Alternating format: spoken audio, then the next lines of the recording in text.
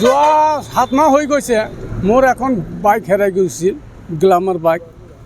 তা আজি আমি গোপন সূত্ৰে গম পালোঁ যে এটা মোৰ বাইকখন যিজন ল'ৰাই চুৰি কৰি লৈ গৈছিল সেই ল'ৰাজন আজি ঘৰত আছে। সেইকাৰণে আমি আমাৰ বগৰীবাৰীৰ আৰক্ষীক খবৰ দিয়াৰ পিছত সিহঁতে মানে মোৰ লগত দুজন পুলিচ প্ৰশাসন আৰু মই লগত যাই এই জহৰবুৰা এজন ঘৰত চোৰটোক আমি কৰায়ত্ব কৰিবলৈ সক্ষম হওঁ আৰু পিছত আমি বগৰীবাৰী থানাত আনি চমজাই দিয়া হৈছে। এই চোৰটো ইয়াৰ আৰু বহু বাইক চোৰৰ লগত জড়িত আছে। হয়, এইটো হয়।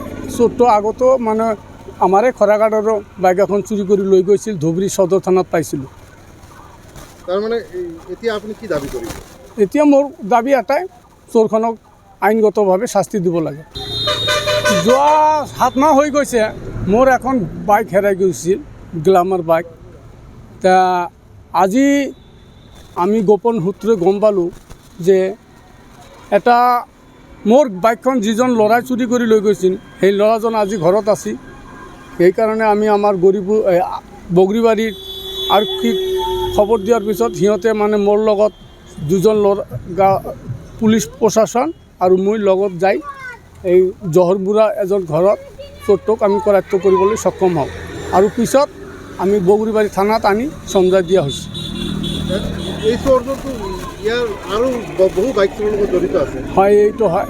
চোৰটো আগতো মানে আমাৰে খৰাঘাটৰো বাইক এখন চুৰি কৰি লৈ গৈছিল, ধুবুৰী সদৰ থানাত পাইছিলোঁ। তাৰমানে এতিয়া আপুনি কি দাবী কৰিব? এতিয়া মোৰ দাবী এটাই, চোৰখনক আইনগতভাৱে শাস্তি দিব লাগে। যোৱা 7 মাহ হৈ গৈছে মোৰ এখন বাইক হেৰাই গৈছিল, গ্লামাৰ বাইক। তা আজি আমি গোপন সূত্ৰে গম পালোঁ যে এটা মোৰ বাইকখন যিজন ল'ৰাই চুৰি কৰি লৈ গৈছিল সেই ল'ৰাজন আজি ঘৰত আছে। সেইকাৰণে আমি আমাৰ বগৰীবাৰীৰ আৰক্ষীক খবৰ দিয়াৰ পিছত সিহঁতে মানে মোৰ লগত দুজন পুলিচ প্ৰশাসন আৰু মই লগত যাই এই জহৰবুৰা এজন ঘৰত চোৰটোক আমি কৰায়ত্ব কৰিবলৈ সক্ষম হওঁ আৰু পিছত আমি বগৰীবাৰী থানাত আনি চমজাই দিয়া হৈছে। এই চোৰটো ইয়াৰ আৰু বহু বাইক চোৰৰ লগত জড়িত আছে। হয়, এইটো হয়। চোৰটো আগতো মানে আমাৰে খৰাঘাটৰো বাইক এখন চুৰি কৰি লৈ গৈছিল, ধুবুৰী সদৰ থানাত পাইছিলোঁ। তাৰমানে এতিয়া আপুনি কি দাবী কৰিব? এতিয়া মোৰ দাবী এটাই, চোৰখনক আইনগতভাৱে শাস্তি দিব লাগে। যিকোনো খবৰৰ বাবে যোগাযোগ কৰক 7099017330 লগতে 7099017110 নম্বৰত।